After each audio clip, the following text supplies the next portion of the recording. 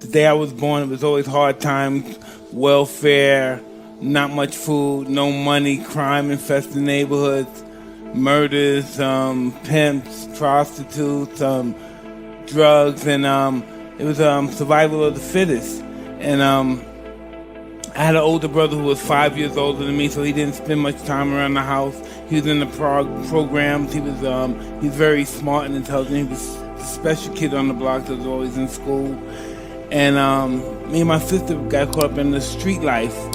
So I was bullied a lot as a kid. I used to have pigeons, and one particular time some bully grabbed one of my pigeons and ripped his head off, and that was the first time I ever got into a fight. And I kind of like won. I was young, like 9, but I kind of like won. And so after that, older kids would bring other kids from different neighborhoods around my neighborhood, and they would pay us to fight each other, and that's how I started fighting. I probably had, in my life I probably had 400 fights. How many? 400. I come from that kind of world where everything was dog eat dog. If you had money, if you had jewelry, and if you couldn't defend your stuff or protect it, you were getting took and you were going to get killed. And all my life I've seen murders and robberies, and I became a part of that. And I took the choice to become a part of it because when you think about it, I have a brother who's like one of the top trauma surgeons in the country. I had a sister that was a teacher before she passed. And so I come from a very educated background. I never passed the 9th grade because I was just so entrenched into the street world. I was just really allured to that. That was really what I wanted to be, because you saw instant gratification as far as respect was concerned in the street world. I didn't have much patience, and that's what I wanted. So I started getting involved with crime at a young age. My first arrest, I guess I was 10 years old, my first arrest. Pickpocket, jostling. And so when I went to the institution, I realized I'm in this form. All my friends are here. Everybody that saw me in the streets, pickpocketing other guys in different boroughs, and I got addicted to it even more. So I wasn't afraid to go to jail anymore. And so I became a more advanced criminal, so to speak. I got introduced to a gentleman by the name of Bobby Student. He started teaching me how to box because I thought I was a tough guy. I didn't know anything about being a tough guy, but I thought I was. And so I went there, and it was so ironic. He didn't want me to go because I kept improving. I broke his nose, and he was a professional fighter, and I'm 12 years old. This was just such an opportunity. I met a gentleman by the name of Customado, an old Italian man. And when I went there, he talked to me. He talked to me for 2 weeks. He just talked to me. I thought he was a pervert because he was saying all these things that I'm beautiful and I can do this. But when I sparred, I was getting shellacked. So I knew no way that he would think that I was a good fighter. But he saw something that I still don't see what he saw to this day. I don't know how it worked. And he said that I was going to be champ, I was going to do all this stuff. So your inspiration happened at 12 years old. Yeah. Then you meet Cus. Yes. How was Cus treating you? What happened for you to be loyal? What was his way of leading you? Developing into character. And that's why I had a wonderful time with him, because everything about his life was about me. And so I never had a father, but I know what it's like to want to make a father happy. And so I wanted to be champion to make him happy. Cus knows when to put the gas on and when to put the brakes on. You know, that's what a teacher does. He's a teacher. We all teach everyone. All of us teach everyone. We're all teachers and students. This world is one big school, and we're the students of this world. So he knows the mind is always hungry. And the mind wants to do good, but we get so many negative thoughts in our mind, it's almost overwhelming to be positive. When you were down, he built you up. Would you say it was like a timing thing with him? No, it was no game. You know, there's so much power in humbleness. You know, when I'm promoting the fight, I say outrageous things and stuff, but I know the power of humbleness now. How did you learn that? I have to lose everything. You have to be the champion before you become the champion, so that means lifestyle. You have to be him before you become him. You gotta be him before you become him. You have to live his lifestyle. The lifestyle of a champion. Of the champion, you look at the champion. That's how it starts. You look at somebody, I want to be like him.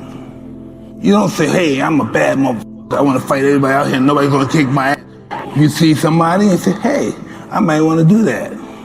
Cus over there telling me why should he have it? That's one thing I never had in my life, because I always got picked on, and I never had jealousy or enviness about anything. And Cuss possessed that, you know, and he was telling me, why should he have all that money and you don't? Why do you believe that he's better than you? Why do you think he should have all that money and you don't? And he was really serious about it. And that was the competition shit. That's it right there, breathing that stuff right in me. Why should he have it and he's not better than you? He said how old he was, and I said he's 13. And then Cuss said he's lying. He doesn't want to go to prison with the grown adults, so he said he's 13. Wow. And so Bobby Student, because everything Cuss says is the Bible, so he said, tell me the truth. After all these years, I've been there 2 years with him, and I said, tell me the truth. How old are you? I said, I'm 13. I'm 13. He said, tell me the truth. I said, I'm 13. So he got my birth certificate. He found out I was 13. And then cussing those guys just automatically. I didn't even agree to it. They said, this is what you're going to do. You're going to be heavyweight champ. You're going to win the Olympics. You're going to win the gold medal. You're going to do this. And you're going to become heavyweight champ. You're going to be this and that. And I didn't want him to think I was afraid. I started listening to this Italian guy, and he teaches me to fight. And I'm 14 years old. I win this national championship, then I won this junior national championship. I'm breaking record. I knock a guy out in 8 seconds. How did that happen? And he still told me I was imperfect. I was wrong. I was flawed. So I didn't know how that worked, and I just started listening to him. I said, And at one point he even adopted you, didn't he? Yeah, when I was 16 when my mother died. Yeah. My mother died of cancer. Yeah.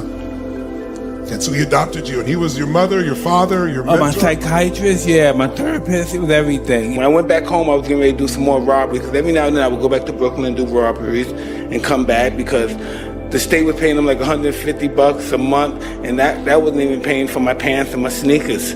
So I always went back home and did robberies and came back with nice clothes and told them that my friends gave me these clothes because their older brother can't fit them anymore, something like that, some ridiculous story. And one day when we were going to do another robbery, a friend of mine was telling me, no, you're with those white people, Mike, stay with them. These people love you, Mike. I saw you win this champion. They love you. I became champion at 20 years old, the youngest champion ever. I won titles, I had everything in the world, but I still had that darkness in me. I had hundreds of millions, I had money, but I still had that darkness in me. That darkness wasn't out of me yet. And I got in a whole bunch of trouble. I got involved with people who had made me no good. And I lost a lot of money. I kept getting lawsuits. Lawsuits this, lawsuit here, lawsuit here. Now, most of my money I've tricked off on lawsuits. If I spend $250 million on girls and trips and clothes, that's nothing to what I did on lawsuits. And so I started going through this process of I'm carbon clean. So I get clean for a year, I get clean for 5 years, but then I relapse. And the reason why I relapsed because I didn't have a spiritual awakening. I just wasn't using drugs. You know, I wasn't sober. I just wasn't using drugs and liquor. I just wasn't using, I was miserable, right? So eventually I received that spiritual awakening. I'm not perfect yet, but I'm just trying to get this stuff on track. And I'm sober. By being sober, I'm able to show up for my children. And I'm just very grateful that my kids are able to go to these schools. And sometimes they tease me because I don't spell as well as they spell. And I'm not advanced scholastically as well as they are. But I'm just happy that I'm able to put them in that position. I chose I was going to be different. I wasn't going to live that life anymore. And I was going to be the person I wanted to be. And everything I was doing in my past life, I was champ, I had money, that prevented me from being the man that I wanted to be. And I could pretty much say I'm on the course of being the person I want to be. I have dignity, I have self-respect, and anybody can just look at me and see what I'm doing. Walking into the ring, you ever get scared? To death. Really? Yeah. You never look scared? Well, that's the whole thing. Boxing's like acting. You always project what you don't feel on someone else. But I found out that as I got older, I found out they're more scared of me than I am of them. I don't care what people think about me. No? No way. If I did that, I wouldn't be, I guess, successful. I thrive off that. It's hard for me to even excel if somebody doesn't dislike me or hate me. I need it to excel. So your legacy is whatever it is, but just, it's honesty. Never being discouraged more than anything, more than honesty, because I still lie sometimes if I want something.